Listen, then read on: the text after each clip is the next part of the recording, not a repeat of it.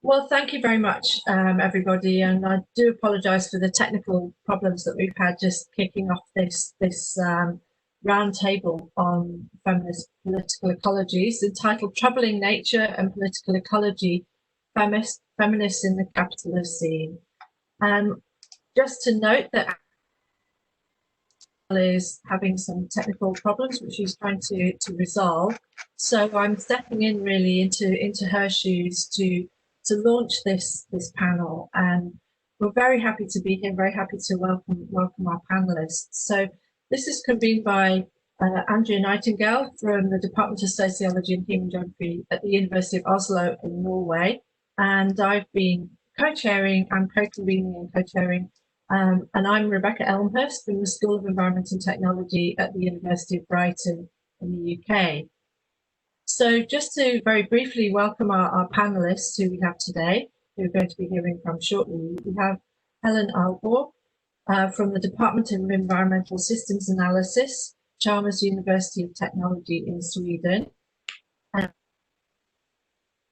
colleagues should be here. Seema Arora-Jonsson from the Department of Urban and Rural Development from the Swedish University of Agricultural Sciences in Sweden. And Wendy Harcourt from the International Institute of Social Studies, Erasmus University in The Hague. Sherilyn Mcgregor from the Department of Sustainable Consumption Institute at the University of Manchester, and Jessica Layman from the Department of Geography at the University of Durham in the UK.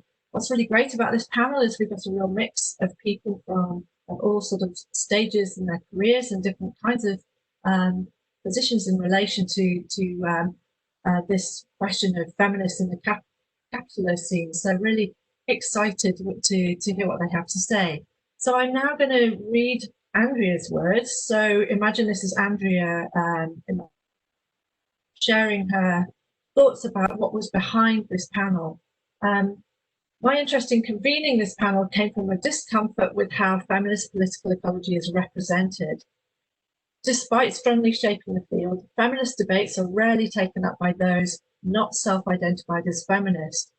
A quick look at Wikipedia was revealing. It talks about a focus on gender and women in environmental issues, but this is only a part of what feminist political ecology does. Feminist political ecology has long been important on subjectivity, knowledges, multi-species studies, and social reproduction. As such, it has been vital to core issues common to most political ecology scholarship: the social and material bases of marginality, critiques of hegemonic ways of knowing, and more than human and effective responses to neoliberal accumulation and control over resources. This clearly goes well beyond a simple focus on gender and women. Such a narrow framing of what we do fails to reflect how there is not a clear consensus of what doing feminist work means within feminist political ecology. Race and intersectionality, for example, have troubled a singular focus on gender and shown how a comparative understanding of subjectivity reveals the operation of power. Other feminists have insisted on the importance of the everyday to make sense of wider capitalist and developmental trajectories. But these insights sit uneasily alongside other formulations of subjectivity or the everyday that do not start from a feminist interpretation. Who all use feminist theory in different ways in their work. Not all of us self-identify as feminist political ecologists, and indeed that was our purpose here, to open up the conversation, level both internal and external critique of feminist political ecology alike. Is about bringing feminist theory to political ecology. Why new insights open up for the field by using feminist tools to think critically about nature, society, subjectivity, knowledges, and the relationship between the everyday and global processes. Now I want to turn over to the panelists, and I think we're very much delighted to invite all of them to speak. We'll start with Helen Holborg. So if we can have the slide for Helen Holborg, Becky, if you are ready with that. Thank you, Rebecca. So let's just get the slide up. And hello, everyone.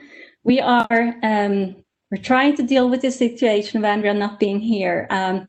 She asked me to go first because I felt that my entry point into today's discussion was that I needed to reiterate for myself and return to some key readings over the years to understand where I have come from when it comes to feminist theory, eco-feminist thinking, working with both environmental science and later on technology, and how I've learned things along the way, especially from other fields. Many of them represented here at the conference in all the various discussion forums that we've had. And a reminder, when I returned to some work that took place 20 years ago, it was that we're still struggling with many of the same questions and challenges that the scholars back then, I mean, I weren't active back then, but that people were trying to address and overcome. And so it was very much, you know, a reminder of this, how sticky the anthropocentric and hierarchical worldview is, and how it forms and shapes academia continuously. So many feminist scholars have been addressing this in different ways, and I have to say that everything I know, I learned from and with other people, but I'm not going to flag or name drop that much. So I'll just stick to the ideas. I'll mention, of course, when I steal something explicitly from someone. So many feminist scholars have challenged and come with an ontological critique and really been trying to address the dualism of nature culture that is still underlying Western science and worldview. So this split between nature and culture, which is of course premised on a race hierarchy also, and the logic of domination, we're still seeing this split of a nature culture built into research as it's being done today in our everyday work. And I think it's obvious for positivist natural science, but for social sciences, it's more subtle. So one example is some exchanges I've had around the tensions between post-structuralist views of what we know and how we can know, and social scientists like myself who work on more environmental issues, where I've been told that I cannot ask questions about the world because the only thing we can talk about is our knowledge of the world. And I recognize that my cognition limits my understanding of the world. It's very much resonates with me. But I think that despite those limitations of our cognition, we still have to remain curious and outward looking. So I simply don't think that I should stop asking questions about the world outside of my own mind. A similar problem is echoed by the separation of sex and gender. And can I have the next slide, please? So this is just the scene from a comic movie made by a group of Swedish comedians in the 90s. And it just, to me, represents how difficult it is to maintain a clean distinction between gender and sex. Whereas if sex is taken to somehow represent a pre-existing body that is somehow ahistorical or outside of the situated context in which it's being lived and produced. So returning to the historian Johan Wallach-Scott, I realized that she really talks about how we end up in an essentialist trap very easily when we think we're conducting gender analysis. Because often when we try to sort of, in the purest way, maintain that distinction between gender and culture, we are still leaving sex as an essentialist, stable and static category.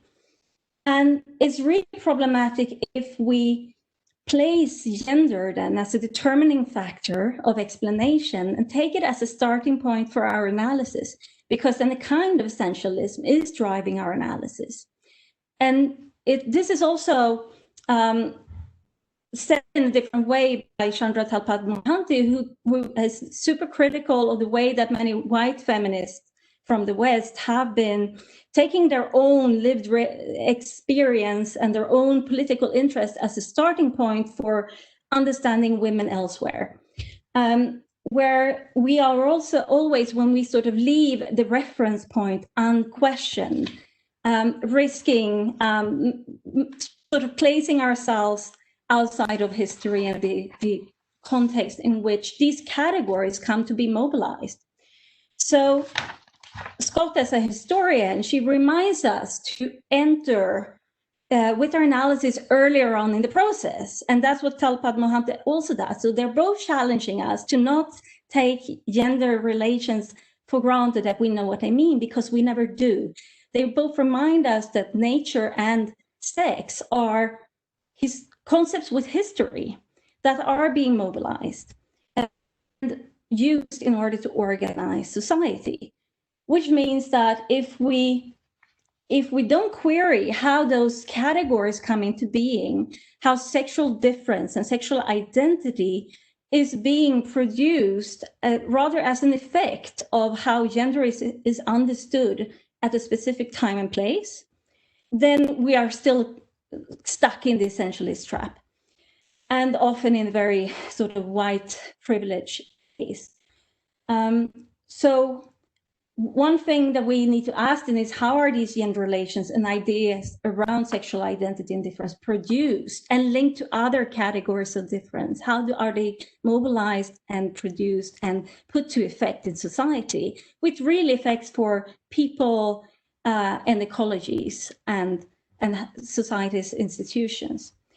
So what I really taken from feminist work is the way of asking questions.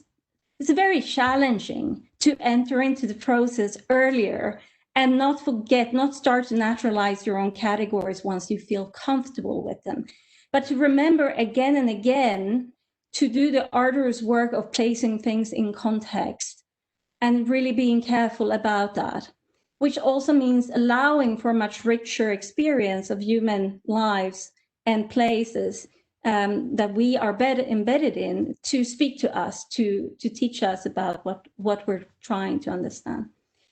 So I think this is my entry point into today's discussion, is that really it's very hard to maintain, it's quite absurd to maintain a very sharp distinction between gender and sex, because these are two intertwined forms of knowledge, of being and learning and living in the world. But it's really challenging. Unless it's challenging, it's not really worth the effort, I think. So it's about pushing us, reminding us that we need to make a real effort every time we start and try to do an analysis. And I give the floor to the next person.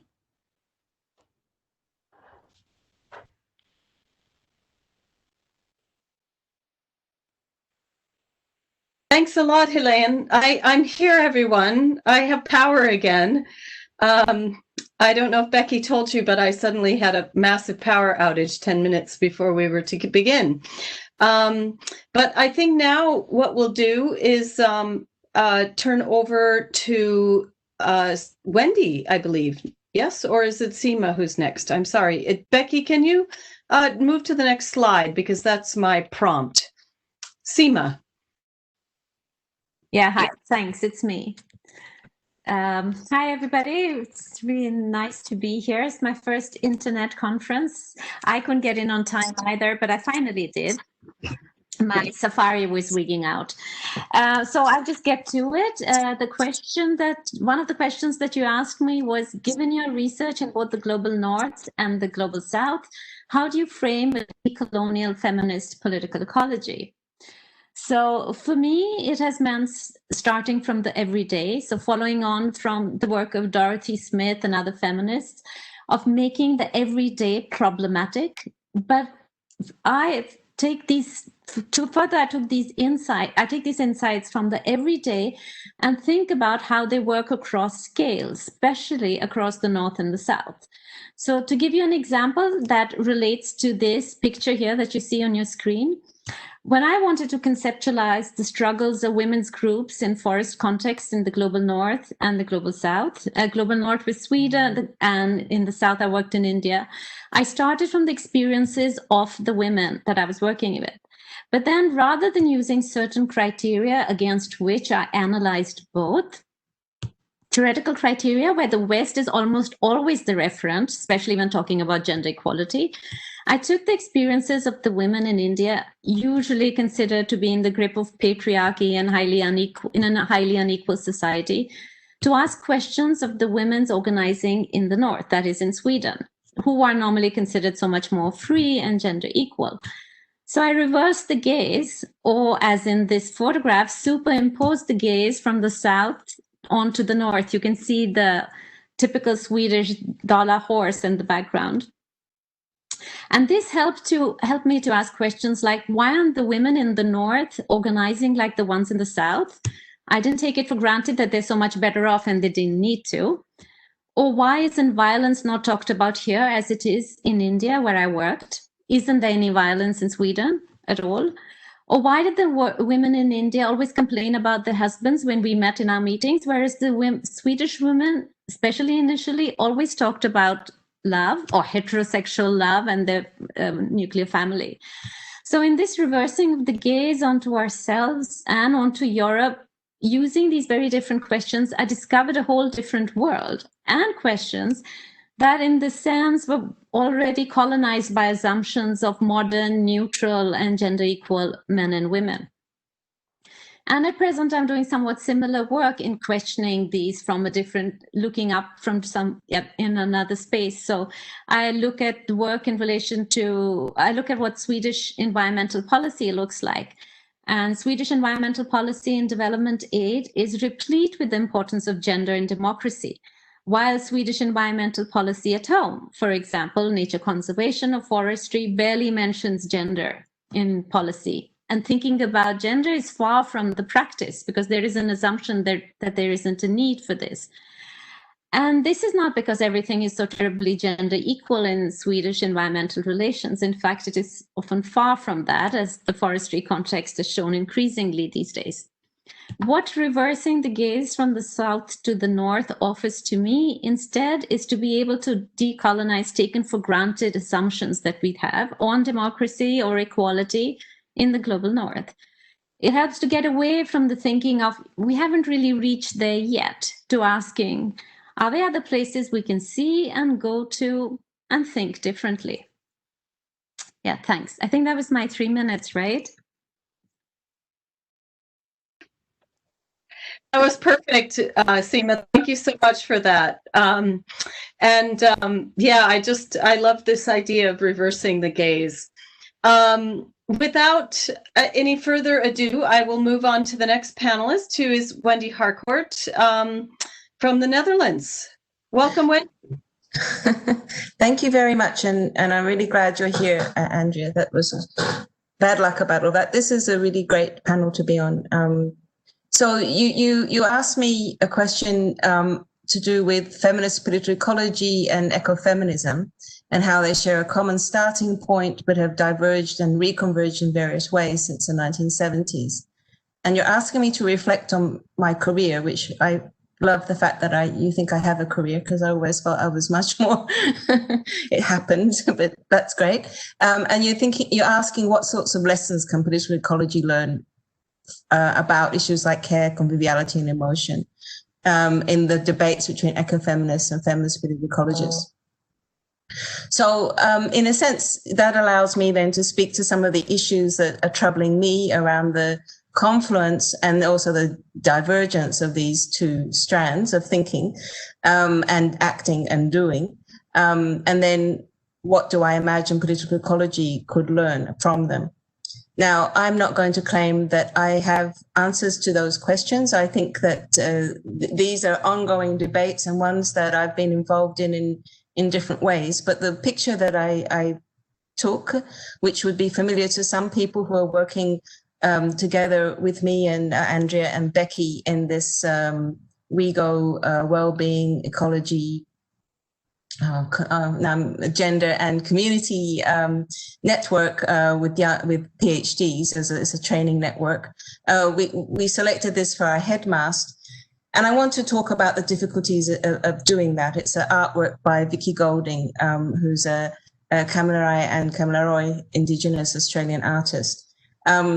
I think it's because it makes me think about the importance of learning otherwise and trying to listen and listen and recognize that there are very many different ways of representing natures and cultures and the different kinds of imaginaries and life worlds that art can bring you, but also Indigenous knowledges. I should mention, although, as Andrea said, I'm working in the Netherlands, I'm a white settler Australian. So this is obviously something that touches me deeply on a personal level, but it's also an important debate that's going on with decolonial feminists. And it's also, I think, within feminist political ecology, something that we're trying to take on board now to some extent, fairly tentatively. So I actually wanted to say this was a gift from her, and it was something that made me start rethinking about my own responsibility of recognizing these kinds of images of what Val Plumwood calls earth others. It also made me wonder about the appropriation that I would be doing in trying to understand these sorts of knowledges. And while wanting to listen and learn from such a picture called Oceans Dreaming and ideas like care for country, I'm also very aware of the difficulties of doing it. It's something that I'm trying to work through and learn how to do, because I do think we need to learn from these life worlds, because they critique the Eurocentric knowledge, they critique the Capitalocene that has been created by all sorts of things that need to radically change. And so for me, I think I'm just trying to raise here that this image, although I find it very soothing, very beautiful, it's on my wall here in the Netherlands. I used it with permission from Vicky for WeGo as a sort of symbol on our website. There are some very troubling issues also about appropriation and power and difference and the impossibility of knowing. And for me also, how we're trying to change NFP, difficult things to do that. I don't know, I've got more time because I wanted to add one more thing, Andrea. I'm perhaps talking too long. Can I continue with just one more provocation, really? Yeah? Sure, feel free, Wendy. Take one more. Yep. Okay, thank you. I think this is a provocation to myself, but and maybe to some of us here, but the influence of Vandana Shiva, for me, she's the eco-feminist that people refer to for many years now. She's written 20 books. She's just put out another book this year called Reclaiming the Commons, Biodiversity, Indigenous Knowledge and the Rights of Mother Earth. And she's the one that many political ecologists, male political ecologists, think of when they think about feminism. This might sound trivial, but in terms of actually what we're trying to do with the knowledge we have and the ways we're working as feminist political ecology, I think it's something important to take on, that we need to recognize, again to provoke, that some of the metaphors that are being used by ecofeminists that really celebrate Mother Earth. These are images that have been traveling in constitutions, Bolivian constitution, Ecuadorian constitution. They're in blockbuster films like Avatar. They're in the performances of the Extinction Rebellion movements and in rituals as in Via Campesina. And they're celebrating care for others, for the earth, and ways to bring about change. So one of my provocations is that why are we, most of us, white academics, afraid of these kinds of images and these kinds of affective emotions which they produce? And I'm in a way, I'd like to raise that because it's something I'm also puzzling through, given that we hold ourselves to scrutiny when we talk about the type of knowledges we produce, but we're also, as we're doing that, discussing things in very complex language, which is not always understood outside the academe, and very restricted by a whole range of rules and regulations that we in the field are having to obey in terms of competitiveness going up this, if you like, my career, as Andrea says.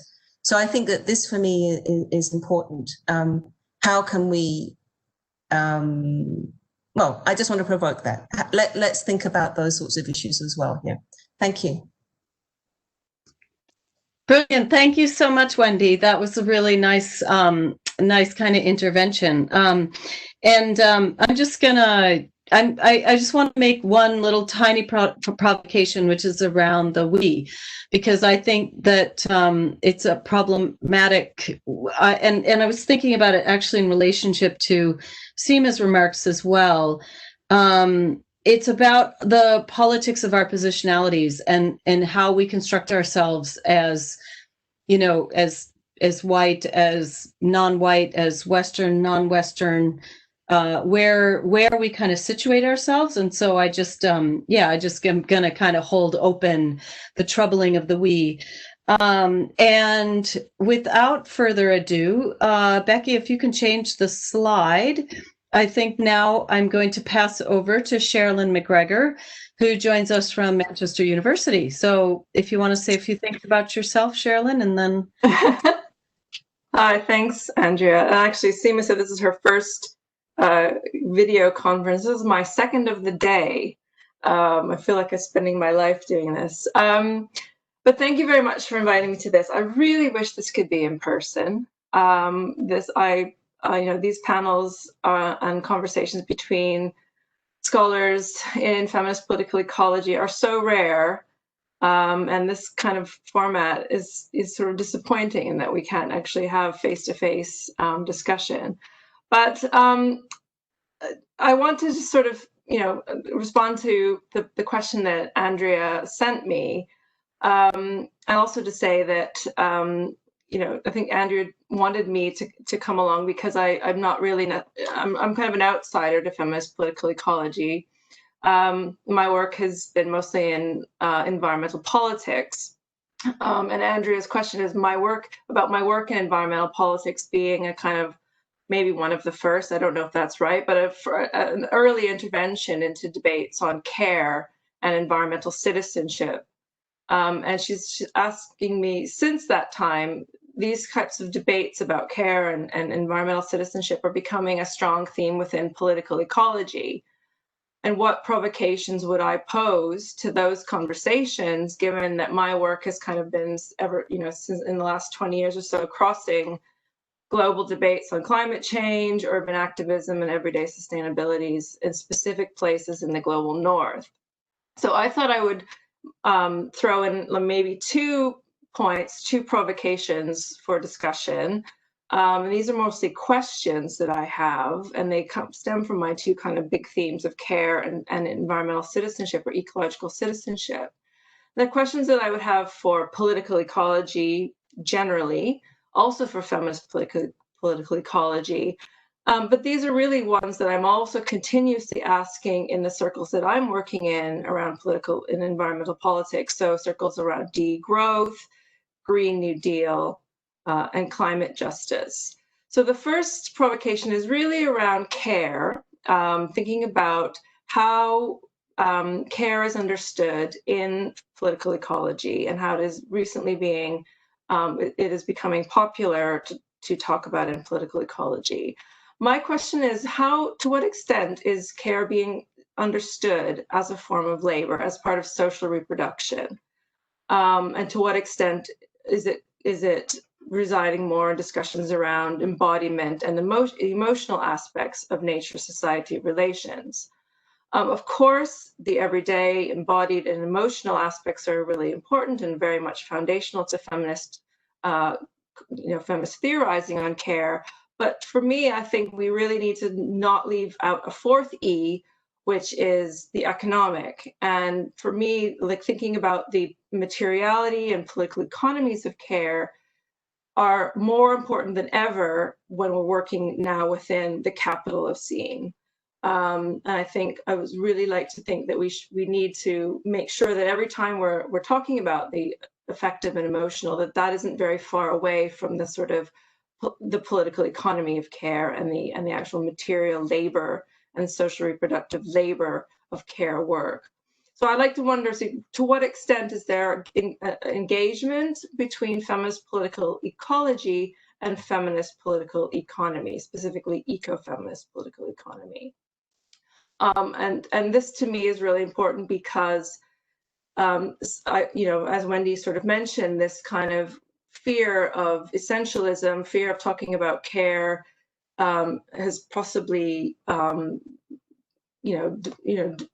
set a certain tone within thinking about feminist political ecological theorizing that needs to be challenged. So I have other points that I want to talk about that, but I guess for me the most relevant point about why care needs to be thought about as a kind of as a form of labor is that this is what is really mobilizing feminists and feminist activists globally. I've just been, as I said, at another conference, which was an international sort of global feminist town hall, which was organized by the Women's Environment and Development Organization, and this is brought women together to discuss what would a sort of feminist framework for climate justice look like. And they did a very interesting exercise at the beginning, talking about trying to decide what are the key themes that they feel are really uniting feminists globally around climate justice. And the words were in this order. They did a kind of one of these interactive METI project processes: solidarity, intersectionality, care work, and system transformation. I think it's really telling there's no words like women, gender, mother, care, caring for. This is all about care work and intersectionality and system transformation. So I think for me, that's a really interesting thing to think about, and for possibly a footnote as to what extent is our discussions in feminist political ecology tapping into some of these discussions among activists. The second provocation has to do with citizenship, and I always wanted to talk about citizenship from an ecofeminist perspective because I really wanted to focus on the democratic potential of ecofeminism, and I think that for me, within our discussions of feminist political ecology, obviously power analysis is very important and what makes it political, but I kind of wonder to what extent are feminist political ecology scholars thinking about the political dimensions around democratizing political transformation. So thinking more about feminist theories of democratic politics. And why do I have this picture on the screen? For me, I always wanted to think about ways that care makes citizenship possible. And that was a very important feminist intervention into the environmental politics literature.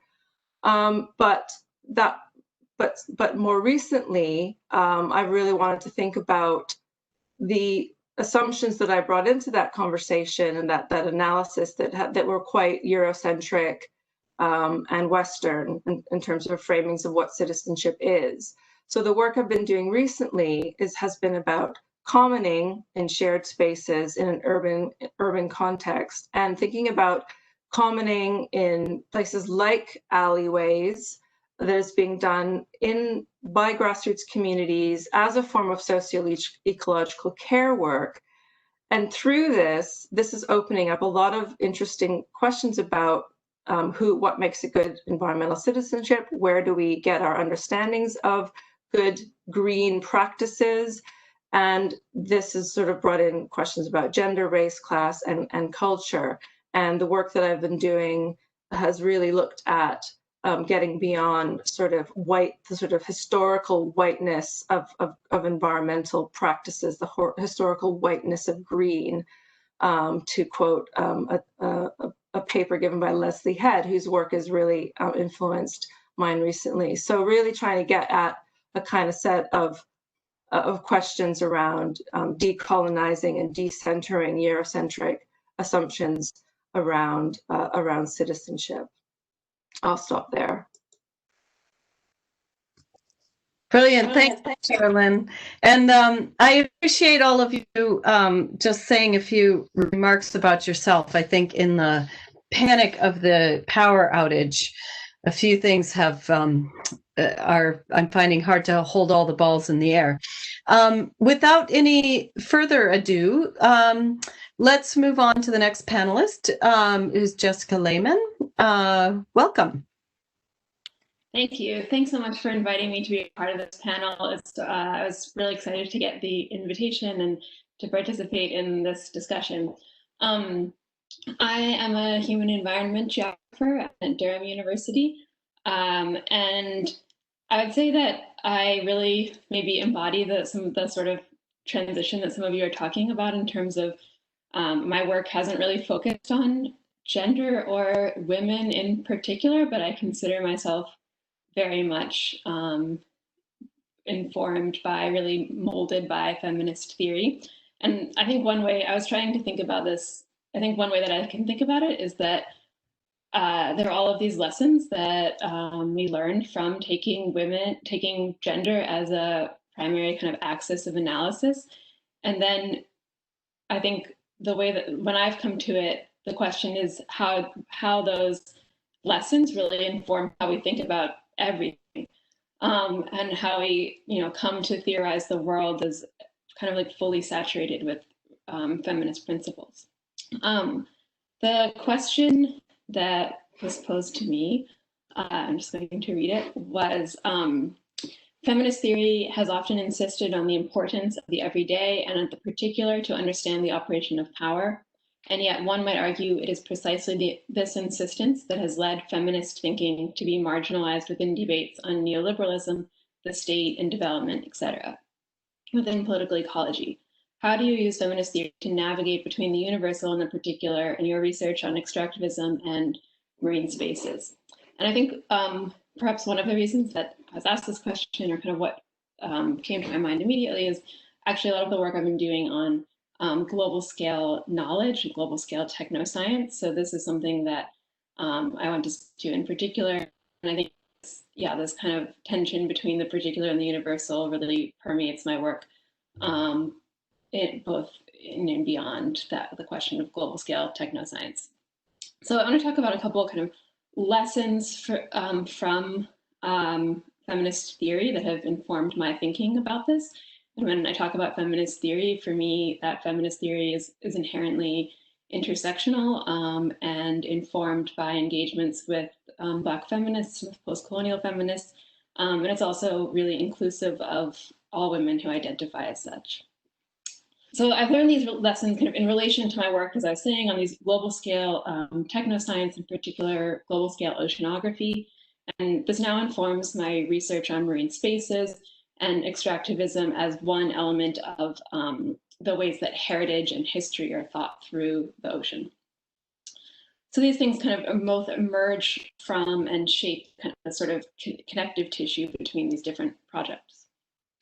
So one lesson that I take away from feminist theory is the importance of really insisting on mining the kind of linkages and tensions between the everyday and the spectacular, the local and the global, embodied knowledge and technoscience.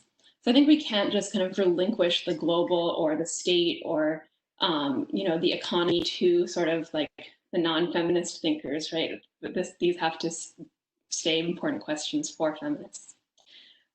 We also have to consider why some things are considered everyday and put into opposition with spaces of the state, with neoliberalism, with global science.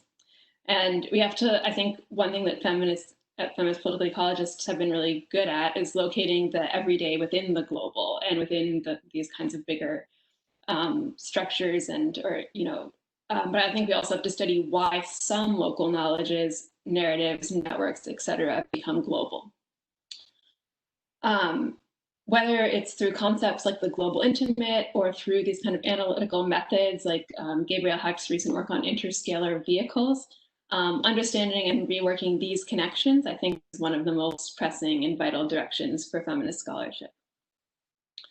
Second, I draw on feminist lessons for working with impure inheritances and cobbling together theoretical and empirical ways of working with contaminated materials. So I keep in mind the words of Jerry Pratt, who says in Working Feminism, "I position myself as a gleaner, treating theories as technologies that produce empirical objects, which can be reused in other contexts." So I want to ask, what can be gleaned from the kind of rotting fruits of global scale technoscience? What can be gleaned from the ways different people have positioned themselves in relation to the processes and technologies of neoliberalism and the state in order to make a livable life? And what, as gleaners, do we leave to rot in hopes that they might someday, but not yet, yield fertile soil? Finally, in this short introduction, what I want to talk about is feminist orientations toward unknowability that inform my thinking on marine spaces. In lessons on partiality and situated knowledge, feminists ask us to cultivate ethical relationships toward what cannot be known and to grant subjects their unknowability. But feminists, in particular, feminist scholars of science and technology, also ask us to carefully ply the difference between the unknowable, the uncertain, and the unknown, and to recognize that both claims to knowledge and claims to ignorance have far-reaching and scale-jumping implications. This is really true in the space of the ocean for a lot of reasons that you can imagine and I can elaborate on later. So I want to kind of keep open this question of, I think that other people are talking about so far on the panel too, of the sort of unsettled ethical implications, both of claiming to know and claiming to not know, and of those movements towards knowledge. I'll just say a word about this image, which is obviously kind of more suggestive of the themes that I'm talking about than like a direct empirical object that I was mentioning. This is an image by the Kenyan American artist Wangechi Mutu, and it's called "If We Live Through It, She'll Carry Us Back." And I think that it has a lot of kind of, I would say, interpretive linkages to the sort of themes I was talking about. And it's an image that I've really enjoyed thinking with in the last couple of years. So I'll just stop there. Great, thank you so much, Jessica, and nice to meet you. We've actually never met, so. In person, but. So we have a number of questions that are popping up in the chat. Becky, did you want to, should we turn to those now and we can open it up to panelists to respond to them? Sure. So the questions are going to kind of loop around a little bit. And I think it would be interesting if all panelists, at least who felt that they wanted to. So although some of them are directed at specific panelists, I think they have resonance for everybody.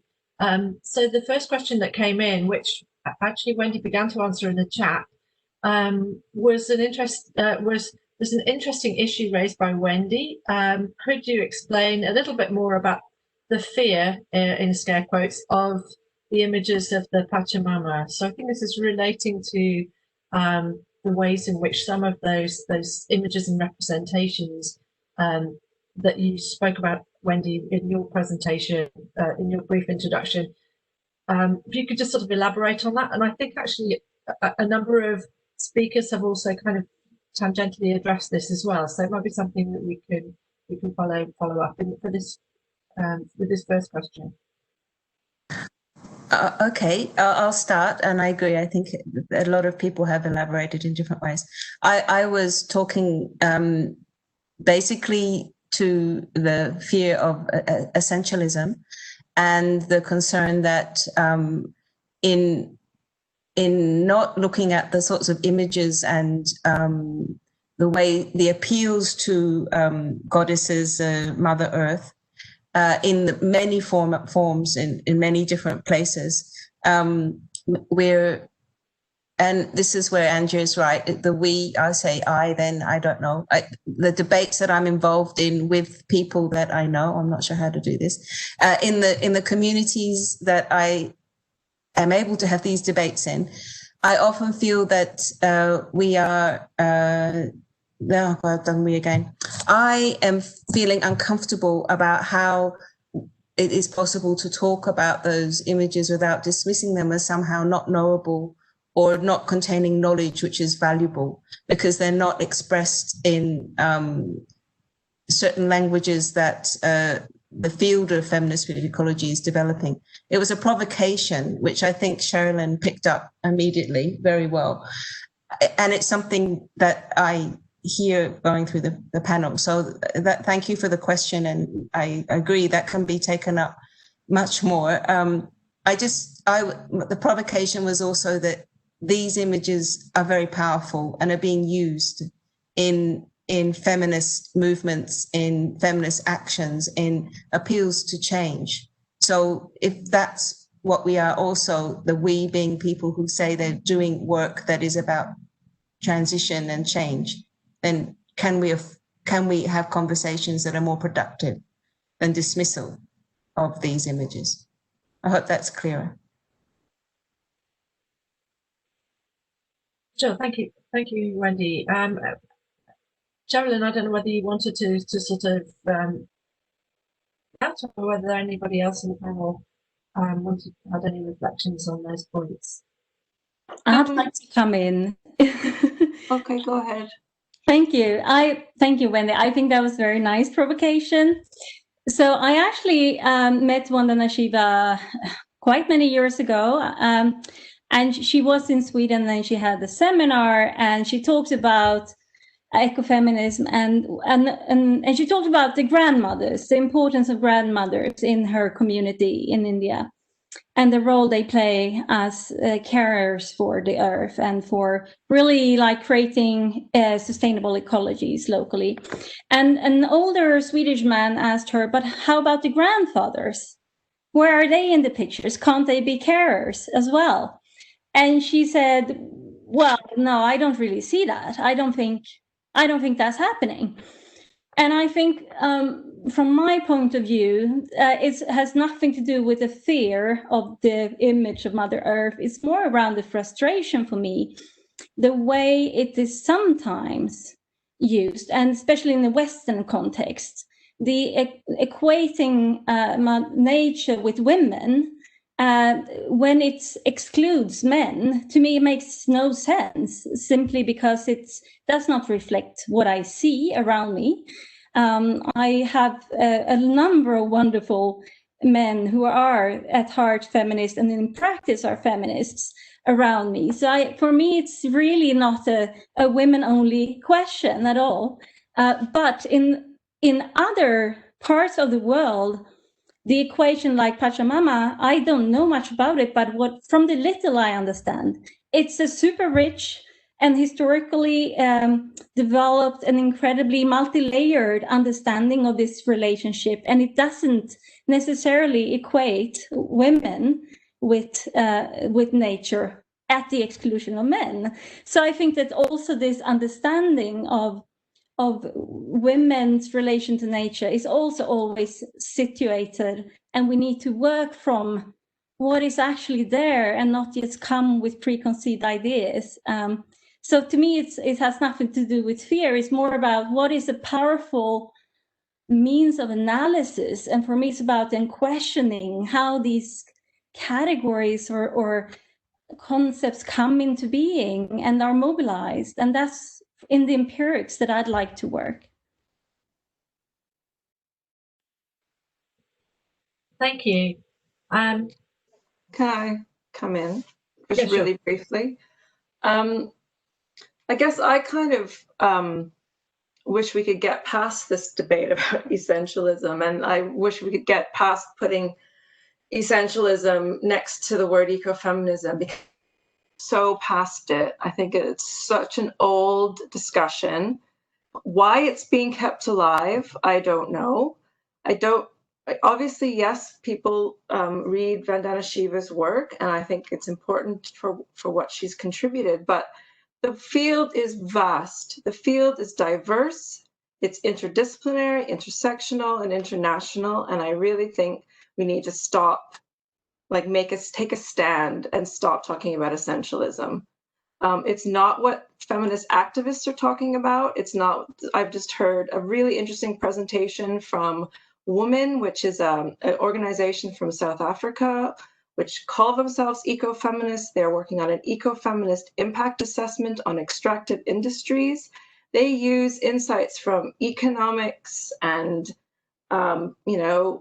social, Marxist inspired anti-capitalist, frameworks for thinking about their work. There's nothing essentialist about it, and I really don't think that there's much essentialism going on at all in most of the ecofeminist work that's being published today in academic circles. So I really wish we could all just get over it, and that's how we're going to get out of the margins and stop being dismissed from the rest of political ecology as something that's irrelevant. That's my bit.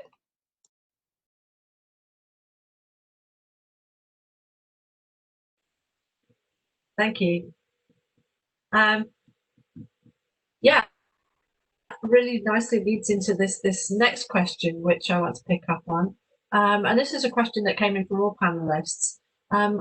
Wondering if you see feminist political ecology as having a generally clear political ideology. Do you think feminist political ecology complicates liberal feminism with Marxist feminism? Can class be more central to FPE, especially in the context of understanding a Capitalocene?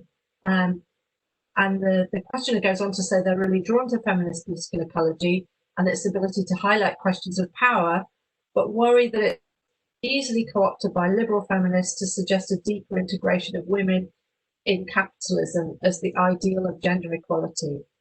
Interesting questions. So I don't know who would like to deal with that one first.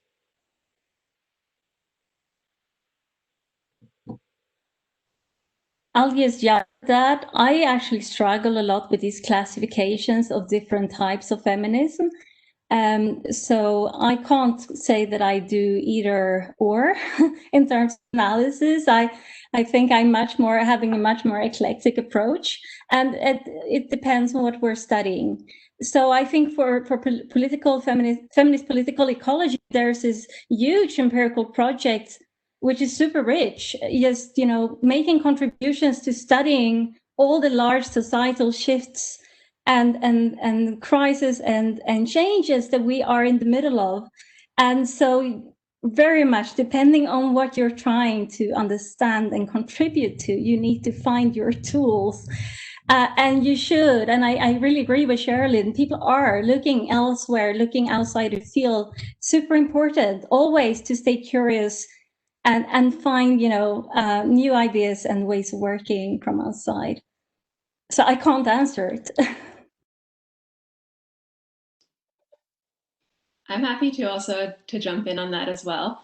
I think that for me, what feminist political ecology can do is has done is to really complicate this idea that there's like one axis of difference that should be taken as primary, to actually show how these different categories, gender, race, class, are co-constituted. And I think that is obviously it's not something, it's hard to say like the field of ecology does any one thing because people are engaged in such diverse projects. But I think that, feminist political ecologists who do that share a lot with intersectional feminists.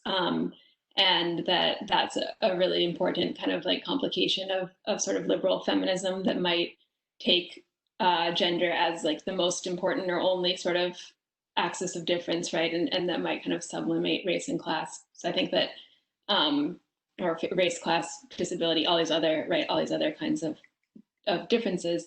So I think that, a really like intersectional approach takes those categories as always in flux and as co-constituted, and that is something that complicates liberal feminism. Can I maybe follow up on that, Jessica, for a moment? Really nicely said. And I think, for me, one of the things that I think feminist political ecology has contributed to debates on intersectionality, not only within political ecology, but just in terms of debates on the exercise of power, is that feminist political ecology has taken this notion of race, class, gender intersections much further by insisting on the ways in which subjectivities are always relationally produced in with the more than human. And that begins to then really complicate this idea of a singular subject or an essentialized subject. So I'll just stop there.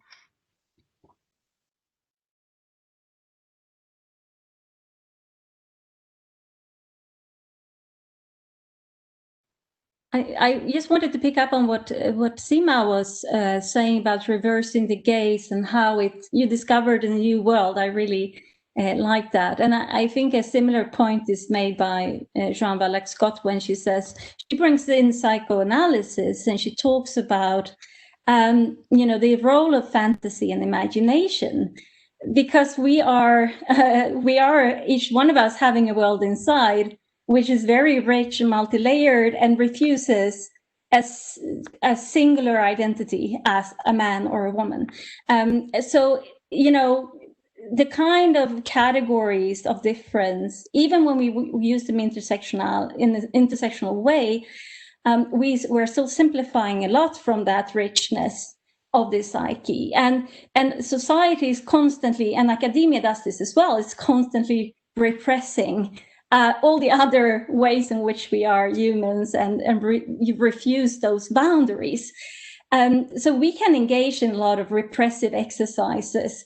We need to simplify them in order to carry out analysis, but we need again and again, I think, to just discover that new world also in order to not sort of lose sight or lose our grounding or just forget about everything else that's out there. So something about imagination where I think also there's so much inspiration to be had in feminist work and in other strands that I also see in this conference. So many great discussions and panels that you've had, sessions you've created to really create these new imaginations towards the future and the here and now. Yeah, thank you. I think actually that rather leads on to, it's kind of a question and a comment, which was about the framing of the discussion, which reminds the questioner of the arguments being made in the recent paper by Farhana Sultana in her paper on feminist and decolonial theories in politicology. There's a link to that paper. It's a great paper. And the question was really how some voices are marginalized within feminist political ecology. Could we maybe share if and how this paper or similar work from brown, black, indigenous feminists influenced our thinking around organizing this session? So I think that's a bit of self-reflection for Andrea, myself, everybody else in the panel, but I think it speaks to this question of the conference and many of the voices that are part and parcel of this conversation and should be centered in this conversation. So I don't know who would like to respond to that. I think it's a really important point. Yeah, Becky, I wanted to jump in actually because it's a very valid point and one that actually was very much reflected on when putting together the panel. And what happened, and I mean, I'm fantastically happy with who we do have on the panel and who's speaking, but I had also approached Anna Singh, Zoe Todd, Charlene Mollett, Juanita Sundberg, Laura Polito, and Marisol de la Cadena. And had Pollen been in London, some of those people would have been able to attend in July. And it was just with time differences, teaching commitments. We also asked Giovanna De Curo to join us. We ended up with a much more kind of global North-centric and white panel than we had wanted. So it's not as if these things weren't considered. They were definitely very much considered, and we're very much conscious of it. But I think it was part of that. And then as far as the questions, reflecting Farhana's excellent paper, I also just want to point out that Farhana has been in conversation with all of us for many, many years. So what she wrote about in her paper was not necessarily something just in her thinking. It's been part of a collective conversation that we've been having with her for a long time. And in my own case, since our graduate school days, since we did our PhDs at Minnesota roughly at the same time. So yeah, but I welcome other reflections on this. I think it's, you know, it's really challenging. And then we also, if we're talking about essentialism, again, it goes back to this politics of positionality and how we situate ourselves and how our white privilege means that there is an overrepresentation of white people in academia. There's, you know, Seema and I have been having some interesting conversations about race in a South Asian context, where it takes on very different kind of contours, and then how that interfaces in a global economy or a global conversation. So I would, yeah, thank you for that comment, but it is definitely part of why and how this got constituted this way. I think probably speaks volumes about the kind of central to this, and how, you know, different people's labouring in academia is being particularly challenged at the moment. So I think that's also something maybe for us all to bear in mind. The next question that was coming through was one on, could feminist political ecology have a more phenomenological approach, especially when vulnerability to climate or disaster risk is often directed towards a particular gender? Who would like to pick this one up?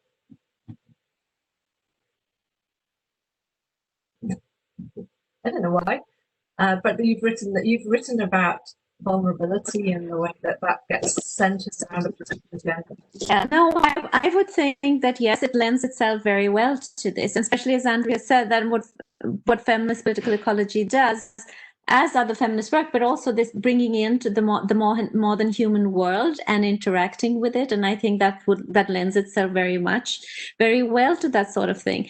And also, I would think, I mean, a lot of the feminist work that I look to is one that starts from people's relations to to each other and to the environment. So my answer would be yes, and I think a lot of feminist ecologists actually do that. To some extent, but we could have more, I think, as well. Yeah, there is a question from Lila. I think, is that the next one?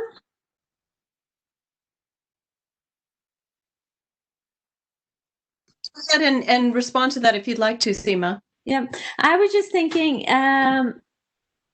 yeah, I actually agree with what Lyle says, that, you know, many many women are grappling with gender oppression on a day-to-day basis, though I think that's happening in the global north as well. But I think what makes it very stark in a lot of places in the global south is the class dimension, or is the material dimension, is just, you know, making a living and getting through with that thing. And I think, I mean, maybe I should read out what Lila said. She said, this seems to be quite a northern-focused debate. Many southern and other feminists are grappling with gender oppression on a day-to-day basis.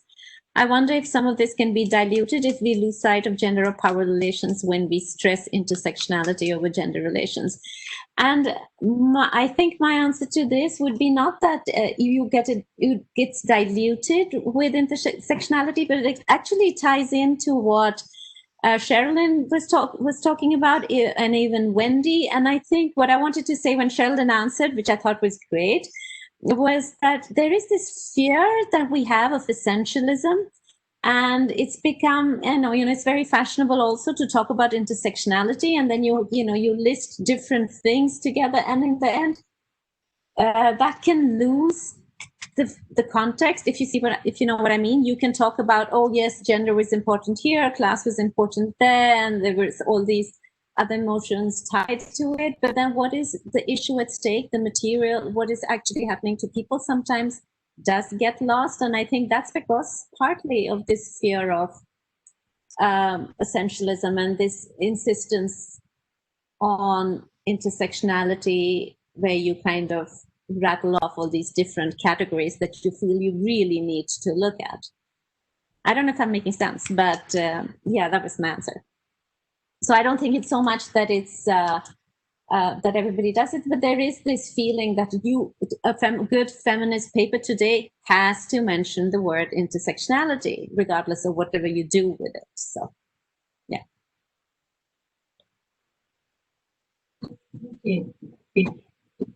Can I just come in and speak directly to what you're saying here? I feel that the challenge here is often, it really gets to the point of being able to do careful work where you have enough time to understand the context and how, what you're trying to address. So if you have a situation in which women as a group are suffering from some kind of, to you, very, very clear oppression, then I think, you know, if we have little time and we just sort of assume that we know that this is because of patriarchal relations, we kind of assume that these women as a group have a shared interest that can be explained, and the situation that can be explained through sort of these standard relations, so to speak, then we're going to miss out on the complexity of all the diversity among women in this context, and how there's a history that explains the situation in that moment. And I think there's always, for me, it's a challenge because I don't have enough time in my fieldwork to really do justice to the reality of people's lives and unpack the political and social and ecological and economic relations and patterns that people are part of and that has caused them to be in this situation. But as they were talking about yesterday in the session on Black ecologies, and yes, what we learned from these very short descriptions of the work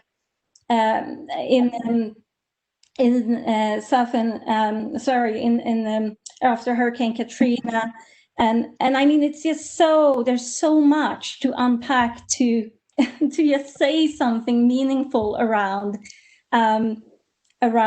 women in a particular context. And I don't know why we should put that in opposition to looking into other aspects or understanding how men and women and people who identify themselves differently live their own experience and are part of that picture. So I don't quite see an opposition here. I think it's more about how well can we do the work of and coming with an open mind and not just having preconceived categories. It's often practical. That's a challenge.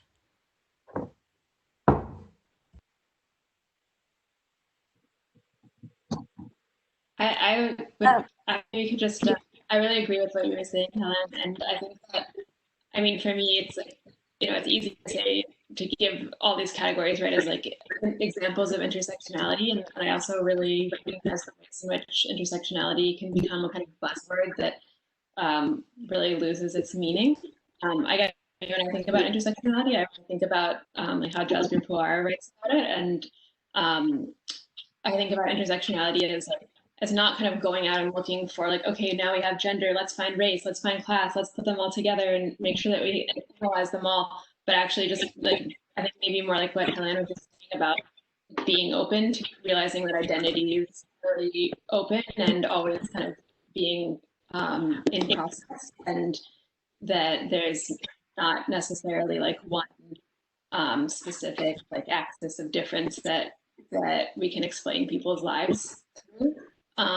So I think, yeah, being open to that identity is becoming, and that positions are, or people's material experiences are related or not related to those identities, to me is what intersectionality means. So again, I don't think I think I would agree that it doesn't have to be put into opposition, really. I see. Did I say something?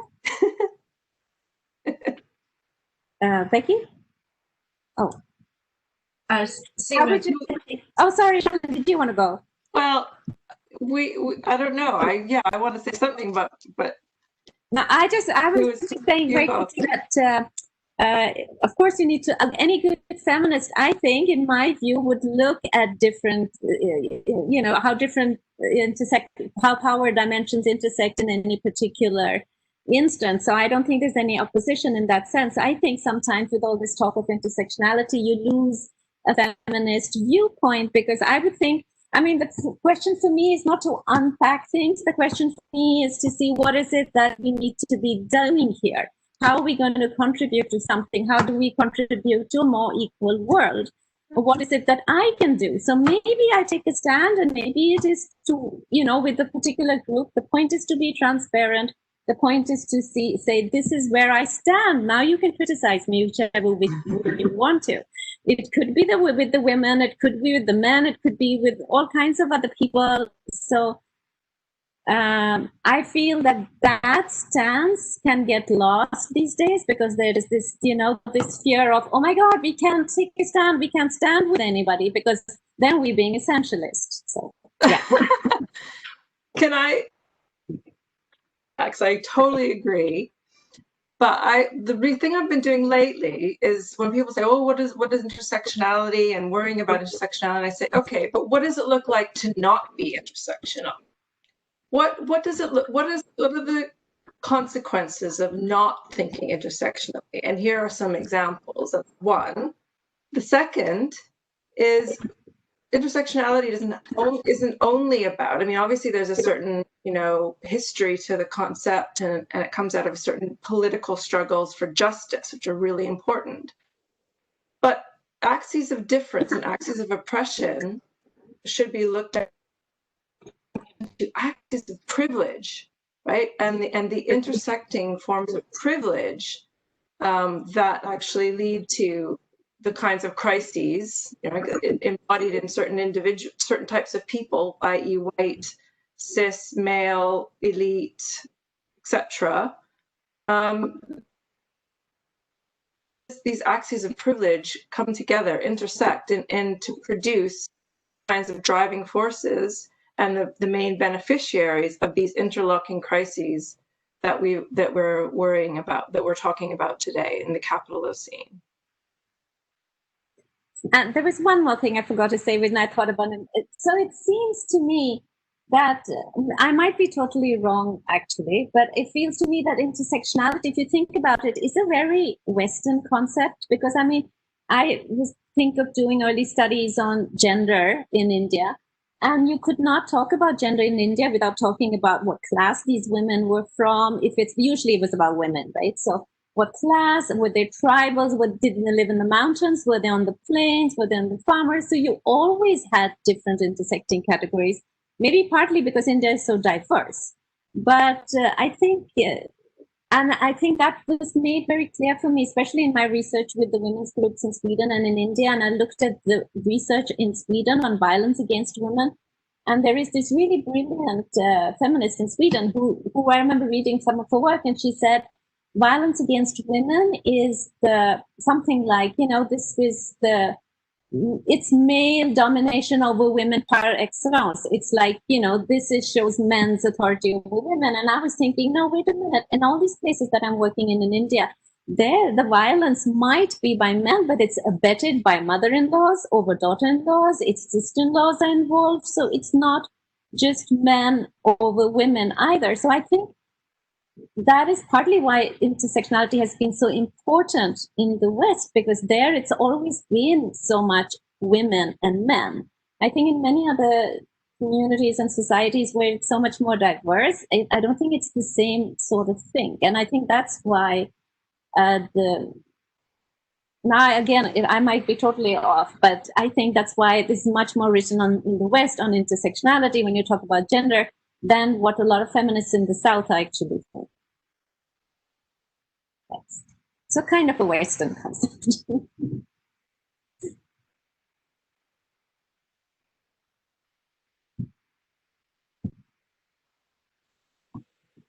Okay, thank you. I'm going to move us in a little bit of a different direction now with this question, which moves us really to think about this about queer theory, and this is a question which asks, what do you think queer theory and queer ecologies can offer ways of understanding interdependency and practices of caring with other human and non-human natures, also without losing sight of the fragile, embodied, tangible, intangible materialities of the everyday, and how these are shaped by larger scale material relations? Any key works on this anyone has in mind? So that's a big question there. Thank you, Panagiotta. So I have a panel for this. So then if anybody would like to think through that question with those ideas. Wendy. I'm not going to, thank you for raising that question, Panagiotta. I just thought, for me, Katrina Sanderland's work and also Giovanna Di Chiro are people that are trying to work these things, particularly around, well, in Giovanna, and I mentioned this because Andrea said that she invited her to the panel, and she would be the person to answer this. But I think around toxicities and understanding the ways in which ecologies are changing and moving from moving from the idea of what is pollution, what is not polluted, and how those go into different bodies and are changing human and other bodies. I think they do, well, Giovanna in particular does very interesting work on that. And she's also relating that work to I would say racial justice as well as environmental justice, because where these things are happening are in particular places. She's looking in the US. So just to bring that voice into the conversation, I think it's an important one. Of course, I don't want to speak on her behalf, but I think that book by Katrina Sanderland has some very interesting sort of studies, and for me that's where they're very much talking about those practices of caring with other humans.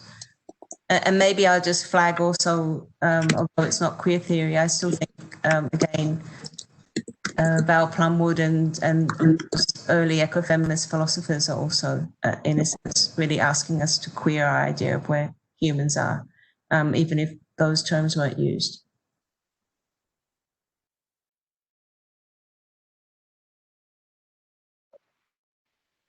Can I say something just very briefly, since I've talked too much, I think?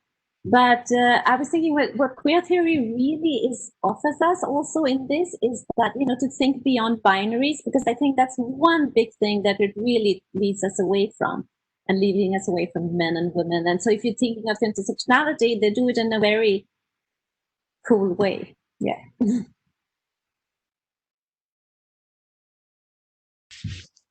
Can I come in? Did somebody else want to come in? No, go you, Andrea, go ahead. Yeah, I just wanted to come in here actually and ask you a question, Helene, because recently you've been, and a little bit in collaboration with myself, but mostly you have been thinking with the image of the chimera as a way to capture the embodiment of difference and disconnection and knowing and unknowing, the known and the unknown at the same time. And I wondered if you just briefly wanted to speak to that. And Becky, you can put up the slide if you want to. Yeah, this is a conversation that started from a reflection on what it means to do interdisciplinary work, and what it means to sort of travel between different fields and participating in different debates where concepts take on different meanings, and you're not sure what a meaning is, and so I had this creature visiting me as I was reflecting on this. It's the chimera, and the chimera is a creature of mythology with a history. There's a debated origin, but the most established version from Greek mythology, which is not the only origin, is that the chimera was a monster, a female fire-breathing monster that terrorized the people in Lycia in Asia Minor, which is today in Turkey. This creature, this monster, has the head of a lion and a goat, and at the tail of a snake with its head. And this creature has very interesting origin. So as the offspring of two famous or infamous other monsters from Greek mythology, Typhon and Echidna. And this chimera was an omen of disaster, of shipwreck, volcano eruption, etc., and seen as a threat to the order of the Greek gods. So threatening order with chaos. We can have the next slide. And so the chimera has taken on, lived on and become picked up in the literature, in games, in fantasy, in art, etc., and come to signify today and a mythical animal with parts taken from various animals. Next slide, or just click. So the classic representations of this monster sort of emphasizes this chaotic aspect with disaster and danger. Next slide. But it has also taken on other multiple meanings, and I think it's really in the oh, sorry, it's not there. Okay, so I'll just rephrase it. So it has also come to signify, as we use it more in daily language, a chimera as a vision or an illusion, something we cannot achieve, like a fancy. And in biological science, the idea of chimeras has been taken up as animals or organisms that combine different genetics in one body. So, for example, different organs can have different genetic types, and this can be a result from mutation or from also genetic manipulation. And we come to realize that these kind of biological chimeras are much more common than previously thought. What's interesting about these chimeras is that they are not hybrids, but they are genetically, they remain separate. So they coexist in one body peacefully, they can coexist, but it's actually an embodiment of plurality of difference. And so I started to think about this and return to Donna Haraway's work on the cyborg. And Donna Haraway was emphasizing the need for friction and the cyborg as a creature embodying friction. But in the sort of following understanding of what the cyborg does, as sort of a creature that just refuses the nature-society boundary, it has come to sometimes take on more the idea of the need for a new language, a new meaning, a shared base on meaning. And sometimes it's being picked up as we need a new hybrid language in order to work together against fields, where it's then suddenly about reaching consensus around meaning. And I think that this is interesting related to what we're talking about, both about not collapsing our richer identities into singular dimensions, either gender, or even labeling it as 3 dimensions and calling it intersectionality, but not collapsing these worlds, but rather maintaining these tensions alive. And I think there's a lot of pressure on us in our work to agree And I think it's great because in this panel, we're having different views. We do not necessarily agree. And it is from those tensions and those frictions that we learn something. And that is for me also what I've learned and picked up from some of the indigenous work from Latin America, like the La Cadena's work on the pluriverse and multiple ontologies, is that there are these worlds that maybe they meet at some point, but they are different and they do not fuse, they do not match, and we cannot collapse them into one. There isn't a singular meaning that we can agree upon. So I think what this says to me is there's something here for when I move my reference point. So I stopped being me and I started to think as the chimera and let this creature of imagination and myth be my reference point. Then I think that what we need is not hybrids in the sense of a new sort of dialectic resulting in a new shared language, but rather what we need is to maintain those tensions and work with these, because then it means we are never sure. We can't be sure that we know what we're talking about. So we have to revisit our own framings again and open up our own questions again. And maybe, ask ourselves if maybe we should ask other questions. So so that's just a way to sort of think about it. But I don't know, Andrea, if you want to add something from this that was for you the meaning of the chimera. No, that's great. I think I just I'm thinking a little bit about some of Jessica's interventions at the beginning about what the known and the unknown and the politics of claiming to know or not claiming to know, and the way for us the chimera offers us the possibility for both and or, and I think for me it was linking into the idea around queer theory and the conversation we're having on intersectionality, in that in some ways I think some of these concepts are female fire-breathing monsters, and they're a bit unpredictable, and we kind of put them out in the world and they travel in ways that sometimes we intend and sometimes we don't intend. They bring together certain possibilities and they exclude other possibilities at the same time. So I think there's been quite a lively discussion going on in the chat. So I'm going to stop there and turn back to Becky with the chat, and any of the panelists who want to respond to Helene or to the chat, just jump in, please.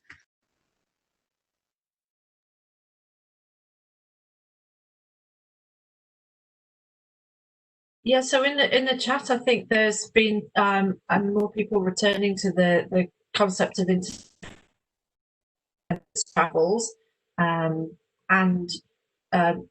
name checking Farrier and Mollett's important paper that I think pointed out to the way it has been whitewashed and the way that it's travelled in some contexts. There was a question actually that came up, which I thought was interesting, given what you both were just talking about, which is, and the question was around whether there are some different strands in the field of feminist political ecology, and whether there are these potentially irreconcilable tensions within feminist political ecology that draws more on post-human new materialist theory, and then branches of feminist political ecology that works towards more explicitly post-colonial or decolonial feminist political ecology. And there were some later comments around how pluralist knowledges and decolonial thinking were not necessarily being heard loudly enough in feminist political ecology. So I wonder if the panelists wanted to sort of reflect whether those are two separate strands, how they might kind of work together, even if that's a question that needs to be asked. So I don't know if who would like to start with that question. With that, it was a comment, a question, really.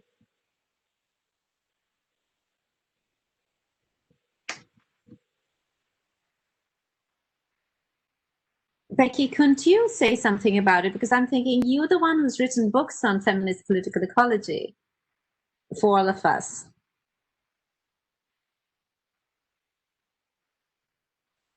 Not so much. Well, I suppose my answer to that would be that I challenged the idea of there being a singular feminist political ecology in any case, and whether it's even a thing. I don't know that I have answers to these tensions being irreconcilable, or whether even it matters if they are irreconcilable. I would say probably it doesn't matter. And I'd maybe come back to actually some of the points that you were making, Seema, around what matters is what we're thinking about and why, rather than having to have some sort of nice, tidy body of knowledge that works seamlessly together. But to me, that signals closure and not being able to sort of think past those kinds of closures. I see Wendy has her hand up. So Wendy, please jump in. Yeah, just jumping in. I think that decolonial feminism does challenge the ways in which we've been doing feminist political ecology, whoever the we is. So, for example, a book I edited and others, and I know many others on the panel have been writing important things and about these things, but we were trying to talk about the practice of feminist political ecology, and in that sense, trying to also take into account the very different ways in which we were understanding it, right? So I'm agreeing with you, it's very plural. There's not one, there's many things. But I think decolonial feminism is definitely challenging, and I think we're taking up the challenge of trying to start from different positions than just the global north, global south, or nature culture, but actually asking for us to be engaging in quite different kinds of imaginaries, as Elena said. So I think that isn't an easy one. And I think also means it's not always relying on the text, it's relying on images, all the things I see we're trying to do in this panel. But it's difficult within academe, I think, to take up all of those sorts of challenges. And I'm learning a lot from particularly my colleague, Rosalba Ikasa, who's at ISS, and from students and the conversations that they're having. And most of the students are coming from non-European contexts. So I think those conversations are very plural, and we need to have them in a way much more loose, much more embracing them much more, not just trying to fit them into, okay, she's a decolonial feminist, this is somebody who's working on post-development or however we're or a geographer, or, you know, I think these are the things they're inviting us to do. So I mean, again, I agree with you, Becky, it has to be open, but it's difficult to do when people are so used to closing into disciplines and knowing certain trajectories of literatures that have also been read for decades, and then realizing you don't know other things. I mean, that's the listening part that I mentioned too. Yeah, I really appreciate that, Wendy. I think, you know, when I'm thinking about it, somehow for me, I'm circling back again to this idea of the politics of positionality and some of the challenges of positioning in academia. And I think, I mean, I'm finding it kind of ironic because I feel like with the group that we have here and the conversation we're having, we're sort of desperately trying to decenter ourselves as kind of white privileged, tenured, for all of us, you know, international. I think actually almost all of us, no, not quite, but more than half of us are working in countries that are not where our citizenship is or where we were raised. And so we're highly mobile people. And yet, so we're trying to decenter our kind of authoritative voice out of that space. And, you know, in the chat, we've really appreciated a lot of the references to other work, and we've mentioned other voices we had hoped to have here that couldn't join us today. But at the same time, you know, feminist political ecology itself has been marginalized within political ecology. And so there are, you know, male political ecologists, well celebrated, who have used feminist theory in their work and ignore all of the work in feminist political ecology coming out of their own discipline. and just recreate the arguments that we had originally made, or maybe in a slightly different way. And I think that sort of speaks a little bit to what you were just saying for me, Becky, because I'm also conscious that, you know, for people who are not in tenured, privileged academic positions, the need to position yourself and to claim authority, to claim an authoritative voice, works against all of these kind of decolonial practices that we are propounding and we'd like to support, and we're trying to decenter. So for me, it just feels like I just want to acknowledge that contradiction and that politics of positionality. I don't think we can resolve it, but it's real and it's there.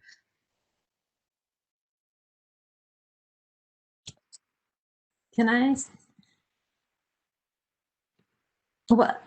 I say something? I was thinking about this actually when I was looking at the questions that you had posed for. One of the first ones was that what are the tools that feminist theory offers? And I was thinking, you know, feminist thinking across disciplines and fields, I mean, it colors all my work. And I think feminists offer some of the best tools for understanding power and analyzing powers. And are some of the best critical theorists, or some of the best critical work is based actually on feminist thinking. But then I started thinking, like you just said, it's not always acknowledged, right? Especially when it becomes mainstream. And like you said, that is, of course, what it is. But I also got to thinking that from one perspective, if you look at it, it is a mark of success, isn't it? Everybody's talking about what feminists have been saying forever, even though they don't acknowledge them.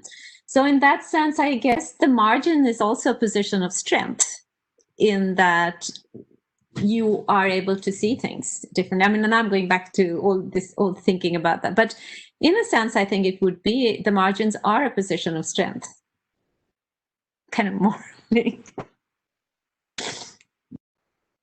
Can I just come in on something, since we're only having like 20 minutes left, and I feel there's this need for us also to talk about, I think there's at least two projects going on, at least in my mind. And one is, of course, how we change our academic practices to do differently, to enact the kinds of relations and practices within academia that we would like to see more of, that we believe are a way to move away from the Cartesian hierarchical organization of academia, and get away from this sort of the way of working with privileging certain types of knowledges.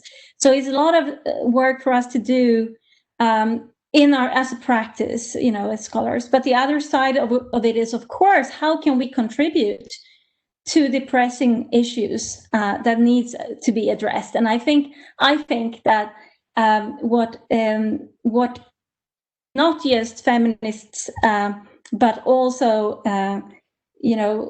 post-colonial, decolonial, indigenous scholars really need to contribute to, and are already contributing to, is to work on what should the future economy look like? How can we develop new economic practices? How can we change those key mechanisms that are at the heart of so many of the problems that people are facing, and the devastation of ecologies and people's communities?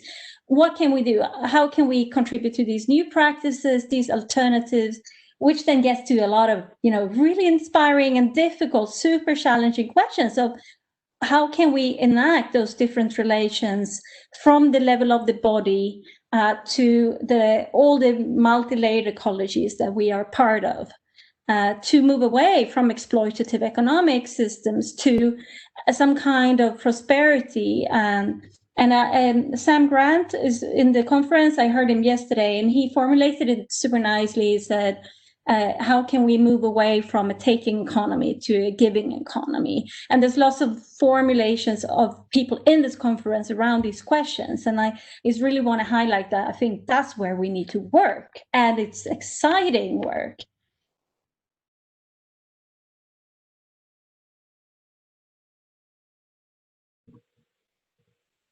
Thank you. None of you seemed very excited when I said that. Well, I could be excited about it, and I think it's something that we're all working towards. But I could just mention that the degrowth movement for me at the moment is very inspiring. And there are many different resistances around the world, but particularly here in Europe, I'm finding those conversations exactly the ones that you're saying. And the feminist degrowth thinkers are also very exciting. So I was just thinking of the many things that we're saying, and that's something that this WeGo group that we're working in, we're engaging in a sort of allyship with them. So it's also, this is for me moving from the academe or linking academics with art, with activists, and that's something that degrowth is doing. I think they would share exactly the things that you were saying now, Ellen.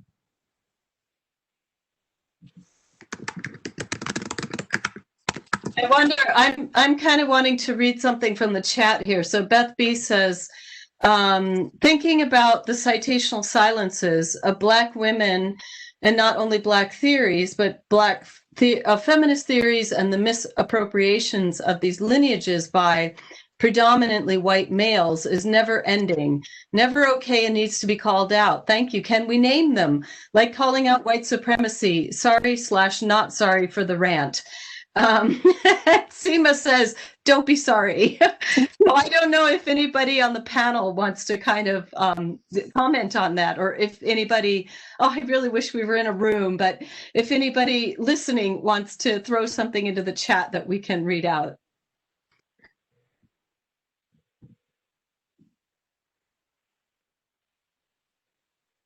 I just think that there is something super depressing about white supremacy and the way it's so sticky, because it just sort of deprives us all of the chance of, real friendships, and also of lessons and learnings together. It just kind of collapses and makes us all less. It really collapses us all into a single dimension identity. So it's really something we need to get away from and go beyond. I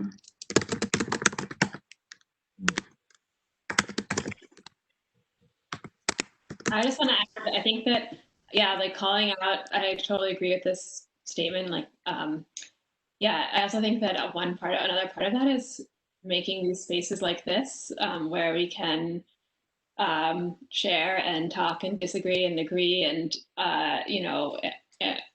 share our own voices, I think is also a really important part of that as well.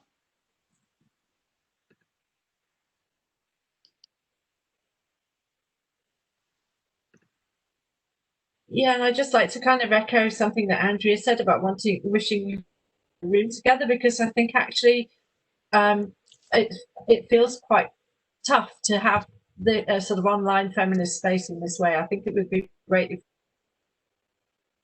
these conversations could be a little less clunky than they've been. So my apologies about sort of switching from mute to unmute. It doesn't feel very embodied and feminist as a way of working. So maybe one of the downsides of this video conferencing.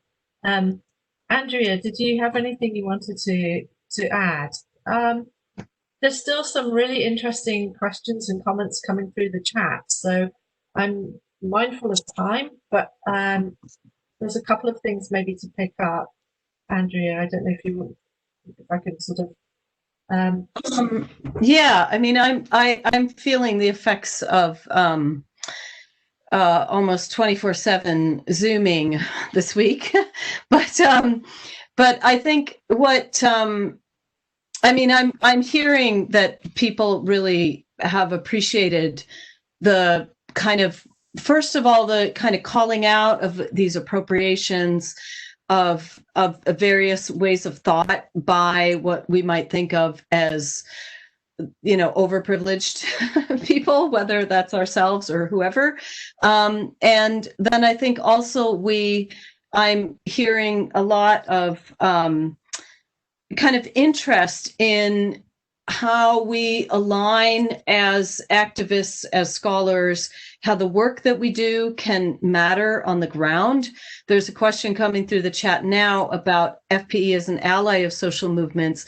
And I mean, I think I'm going to let her speak to this, but I think that I know a number of our colleagues, including Wendy, it's kind of, it's not an ally, it's a part of. And I know that we all inhabit that somewhat differently.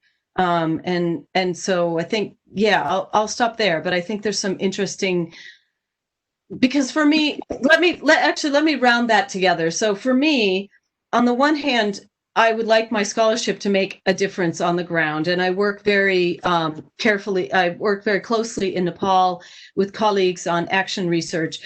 And at the same time, I would like my research to make a difference within my field. And that brings me to the ways in which I feel like feminist political ecology has been appropriated and marginalized and dismissed.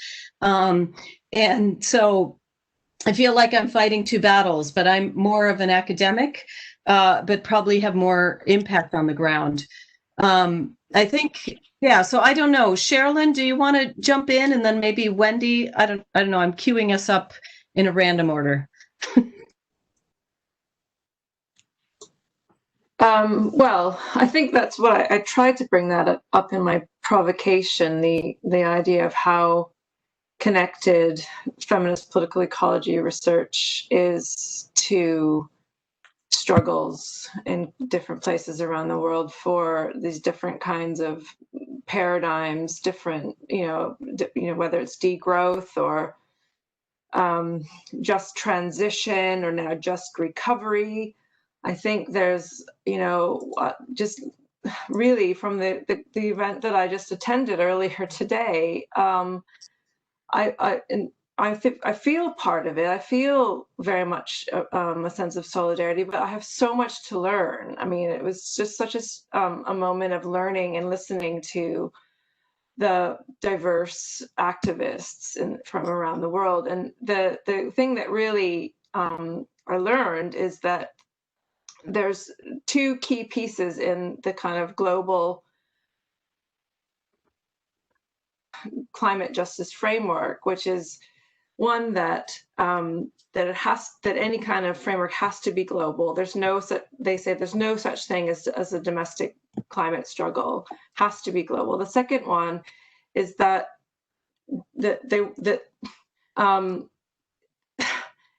we have to recognize that so much of the contemporary discussions around, building back better or post-COVID recovery have been arguments that feminists have been making for a very long time. This notion that they're calling divesting from harm and investing in care. And so much of that is around economic argumentation, but a lot of activists don't have the resources to do the kind of modeling, to put the data on the page to make the arguments. And I feel like that is something that we can do as privileged researchers, is to just help produce the data, help produce the arguments. Yeah, thank you. Thank you, Sherilyn. I think you said that really well. I also know that because I've sort of moved into academia to try and learn the skills of how you can produce data or whatever is being produced that can help make those changes, because I think activists are also having sort of spent a long time on the other side, outside of academia. I know why people look to academics, which is to help with the crafting of what you want to say to power, or whatever one wants to say. So, but for me, definitely David Graeber just died. He was I think one of the most amazing scholar activists, totally fully involved in Occupy, doing things. I think there are some rare individuals who can do that, who are brilliant scholars and also, 24/7 activists as well. That's a rare thing. And I've been reading the obituaries and realizing how much he was doing both. But that's just to say that I think we're all making these efforts. I think also all the things we're saying, it's also in the university that we're activists, because we're trying to change the ways in which learning is being done, teaching is being done. I'm part of a decolonizing network, a cost action one, which is really looking at how to change the way we teach. So I think there are different ways in which we're undertaking this activism. But why I mentioned degrowth is particularly because Helene was saying about economics, rethinking economics. I think that's something that is key. But what I've learned from your work actually is how to link that to gender and environmental issues. That's something that isn't being done so well. And degrowth is learning from feminist theory in order to do that. So I just think allyship is there. What's more difficult, and maybe I spoke to it in a not particularly elegant way, but I was trying to speak to the difficulties in place in the places of violence, which in Australia has been for so many thousands of years, and how you can reconcile your own privilege in those places is a very difficult one. And that's about also an emotional letting go of the attachment to your story and trying to hear others. So I think that allyship is the one that is difficult. I see in the chat people are sharing things, so this is great. But really important, and it's certainly something that I know everybody on the panel is dealing with. Did any other panelists want to jump in on that? Otherwise, it's 23 past, so I might start wrapping us up. Jessica, you haven't spoken in a while. Would you like to say, or Seema? I'm happy to jump in. Or Seema, did you want to? No, go ahead. Okay, I just wanted to say that also, I guess there's also maybe a space for as someone who studies up in, I guess, in the old, to use the old terms in feminist political ecology. I also wonder if, as academics, something I kind of struggle with or try to think through is are there ways to use my privilege to maybe access spaces that other people can't access. So for me, it's these kinds of the hallways of global scale technoscience. And are there ways to use that access to advance the political, movements that I believe in, without I guess it's impossible not to in some ways, but being mindful of the ways that maybe that access just kind of reinforces those relations, or those, that kind of privilege. So I think that's kind of I think in my own work, when I think about how we inherit problematic structures like global scale technoscience, I think a lot about how as academics we can maybe have access to certain spaces that other people don't have, and how we can use that in a politically expedient way. And then I also want to just pick up on the point that Beth was making in the point in the chat, that a lot of times I think we talk about this in terms of our pedagogy or in terms of our research, but I think in terms of our pedagogy, it's also so important that to think about that as a space of politics and political intervention as well. Seema, did you want to say something before we wrap up? No, I thought that was really nicely put by Jessica. And it is true that we are in a place of privilege. And I think, and we have what we have, and we need to work with that. And I guess that, and we kind of whittle away in different ways and change things. Yeah. Yeah. Great.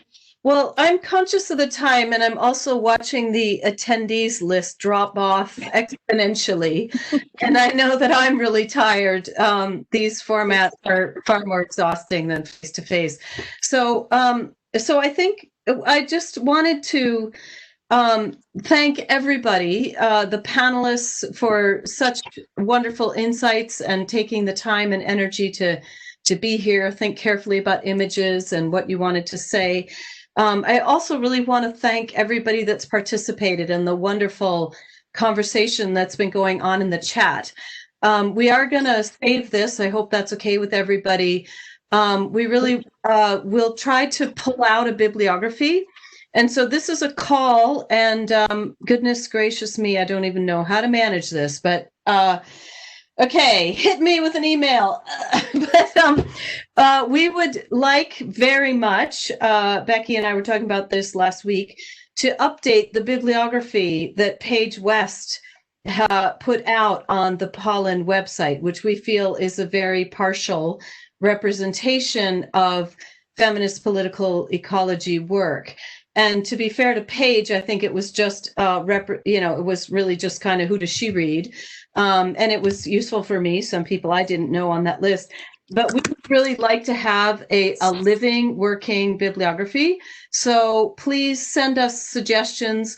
We will, no need to send us things that have been asked, cited here today, because we will pull them from the chat. But if people have other ideas, and then I will liaise with the Pollen website people and see if there's an easy way we can create a bit of a living bibliography. The other thing to mention is that the Wikipedia site on feminist political ecology is awful and out of date. I updated it and then it was deleted because I did not adequately cite my sources. So my own text that I had written was deleted as plagiarism. So anyway, I would just like to put out the call. That is an open access commons. I'm going to try to make some time next week to work on it, but please, other people contribute and update it, because it definitely does not reflect what we have done here and what we're talking about here today. Yes, and yeah, somebody is suggesting they can create a Google account for the update and send it to Becky and I to access details. Yeah. That sounds great. Please do that if we can. And thanks, everyone. I'm just seeing lots of thank yous. Becky, could you want to come in? Anybody else want a final word? I don't need the last word. No, just to say thank you. And thank you, Andrea. And thank you for recovering so well from your extreme stress at the start of the panel. So, yeah, and I think, big thanks to the Pollen organisers, particularly the folks Amber and Becky, who are working so hard behind the scenes. So yeah, I think it's been really great. It's fantastic. I've learned so much from everybody here, and also from the chat. And apologies if I didn't get to your comment. They're there, and I think it's really okay for people still to respond to that. Hey, I think everybody, we're going to log off and go and have a cup of tea or a beer or whatever we're going to do. This has been recorded, so we'll be able to kind of extract some of this out and save our vibrant collective thinking. And thanks so much to everybody, and to Becky and Amber and everyone, and on all of the panelists. Has been absolutely wonderful. Thank you for joining us. Bye-bye. Bye. Thank you.